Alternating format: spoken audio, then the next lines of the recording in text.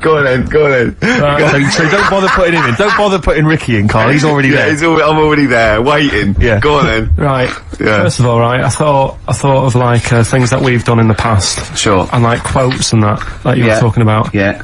That quote that people say that money doesn't make you happy. Yeah. Right. We're just rattling through some here. Yeah. That annoys me. What? The quote, money doesn't make you happy? Yeah, because it does. It clearly does. Right. Without it, life's pretty dull, isn't it? Yeah, good. Right, so okay. so that's like a little short thing, and then that sort of makes you think about people with money. There was a programme on in the week, I don't know if you saw it, Steve, the one Posh Loaded. That was brilliant, wasn't it? That was a great show. So annoying. Oh yeah. There was a girl on there, right, who's from a rich family and that, and it's not her fault she's from a rich family. No. It's like how posh people annoy people. That doesn't annoy me, because the way I sound is because of where I'm brought up and that. Yeah. And at the end of the day, if you sound posh, you sound posh. It's, it doesn't change you as a person or whatever. Yeah, that's quite But this girl, right, did you see it, Steve? I did. You didn't see it, did you, Ricky, right? This girl goes shopping. She buys like 4 t-shirts and a crappy little handbag. Yeah. Spends about 1,300 quid. And she's just wasting it going, the woman's saying, oh, you'll love these, they're really in fashion. She said, oh, whatever, I'll probably only wear them once anyway. And it's just, that sort of thing annoys me. Yeah. People with money, who have grafted for it are good. But like, people who just get money given to them from the rich parents trying to make the world. There was another point, right, where she's in a shoe shop, right, and, she's like got these big boots and stuff, but part of the problem is, right, she's quite odd looking and that, right, but she's got a lot of money, so she makes herself look half decent. Yeah. Problem is, she's got fat ankles. She's got what? Fat ankles. Right.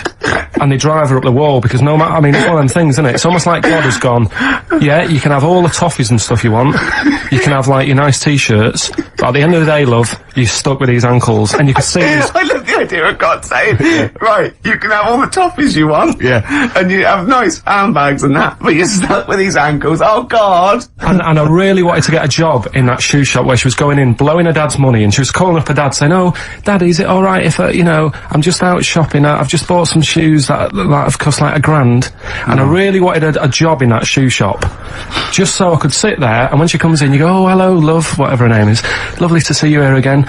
Got some lovely new shoes in. Look at these nice new boots. Everyone's wearing them. Victoria Beckham.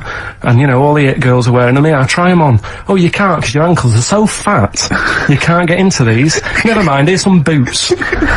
She really annoyed me. And I'm not a nasty person. You're not. She brought it out of me. Oh, I'm worried though. This idea of you getting a job in a shoe shop. I'm not sure you're qualified. I like all that's way round it. That some people go, oh, I'd like her to lose all her money or something. He'd like to actually bother go through getting the job in the shop. Yeah. And then just waiting there. You'd be too busy mucking around outside like on some kind of trolley stuck in a little lake. But interestingly in that show, I was watching that show, and at one point, you mentioned that her fat heels or her fat ankles. Yeah. She said, I'd like to have various changes to my body, plastic surgery, I'd like to do this to my face and da-da-da-da. And, her mum's there, and her mum's going, no, don't be so, no, you're my daughter, you're beautiful, da-da-da-da. No, you shouldn't, I'm not gonna let you have those, da-da-da. She went, I'd love to have an operation on my fat ankles. Her mum went, yeah, I do agree with that. What kind of a mother does that? Oh, how bad can fat ankles be? I know. What were these ankles like? Well, tell us, Rick, you must know. No, do you know what I mean? They were like, if you said to a little kid, say a 4-year-old kid, draw a person, they'd draw her legs. Do you know where there's no sort of thin bit, and then it comes out a bit for your knees? Oh yeah, and then just ankles. It was just like 2 logs. People go and say, I like your new flares. What do you mean flares? They're leggings. Cheeky. Awful, so, It's okay, so you're putting in posh girls with fat ankles. Yeah. Okay, what's your next one on Room 101? Right, another quick one, really. People in supermarkets. Right. What, the people who serve? Yeah. It's mainly... these shops you get round in London that are like open 24 hours, right? Yeah. You'll go in and you'll buy you don't do your main shop there. It's mainly just little bits in it. Your carton of milk and maybe a loaf, a couple of balm cakes and that. Yeah. And you go in there. Who still buys balm cakes? Right? Do they have them in London? Yeah. Do you ever ask? Would you be annoyed if they said balm cakes? We don't have those down here. They're rubbish. That's happened before when I asked for gravy and they didn't know what gravy was. When did you ask for gravy? gravy? In a chippy. What do you mean? What'd you say? Have you got any gravy? Just because you up north you have chips and pie and gravy on it. And I didn't have a clue what I was talking about. Right, okay. So that annoys me, actually. Stick that on the list. But, You've got fishmen up north. but listen, right? You'll go We saw a sign in the north, right? It was a little shop, and the sign said, "We sell bread." And it was handwritten. It was like, there was probably like a rush with loads of people in turbans going, What's this bread you talk of? Yeah, their headscarves, old women running down with their little, But anyway, these shops, right? So you go in there, getting your stuff, and you'll go up to the till, and they don't say hello to you. They don't sort of smile. They just bleep the stuff through.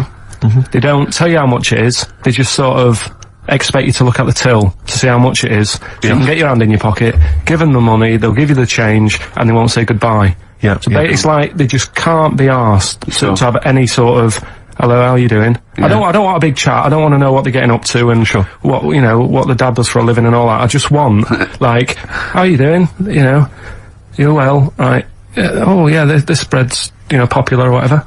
Right, that'll be £5. You need to keep abreast of which bread you're selling well. Oh, Mother's Pride, that's a good choice. 70% of all our stock is worth. So that really, even though, it is a 24-hour I'll be shop. honest, I would err on the side of silence. Not rudeness. I hate rudeness if they do that, but I would rather, I'd start to go, £1.50 please, and that'll be fine for me. Any more, What about hello and goodbye, have a good day?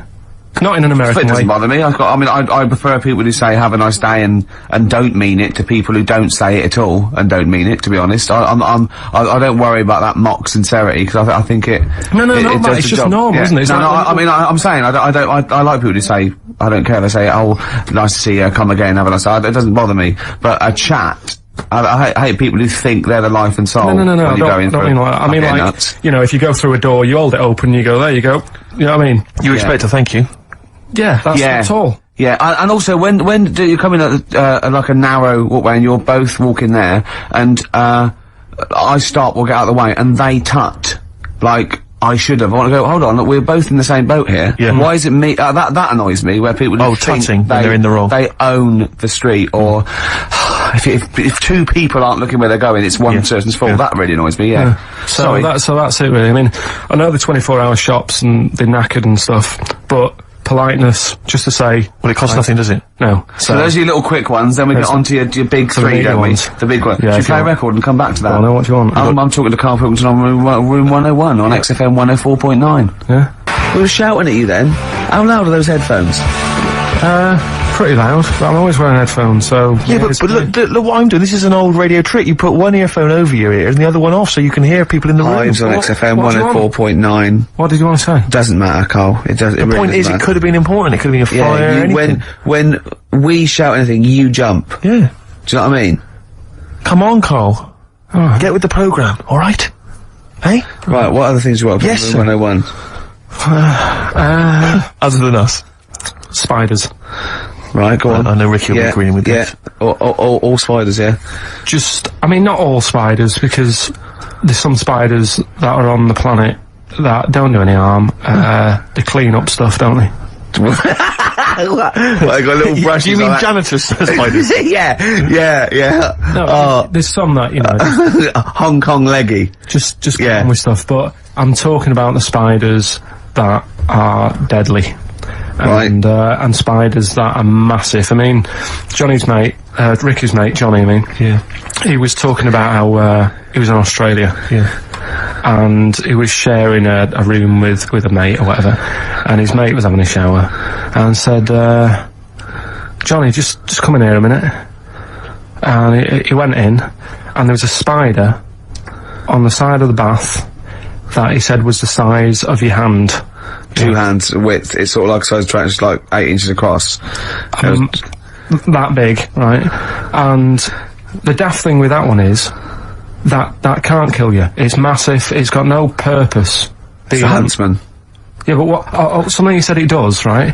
If you sort of walk around it and it thinks you're going to try and trap it, it hisses at you and jumps at you and jumps on you and sort of clings on. That's terrifying. You'd be sort of running around trying to get it off, and it's just gripping on like the old stag beetle thing again. Yeah. It's clinging onto you. But there is no. What I don't understand is why is that spider that big? Because no doubt it only eats stuff like normal spiders do, but it needs to eat more of them because it's a bigger lad. Right? Yeah. It doesn't actually do anything. It's not like I just don't Doesn't get it. create, doesn't paint, doesn't do anything. Yeah. It's just getting in the way, and it's one of those things that are so big you couldn't kill it. Because can you imagine like the mess that would make something that size if you stamped on it? Yeah. Which I'm not, again, I'm not a fan of. Yeah. But I don't get that.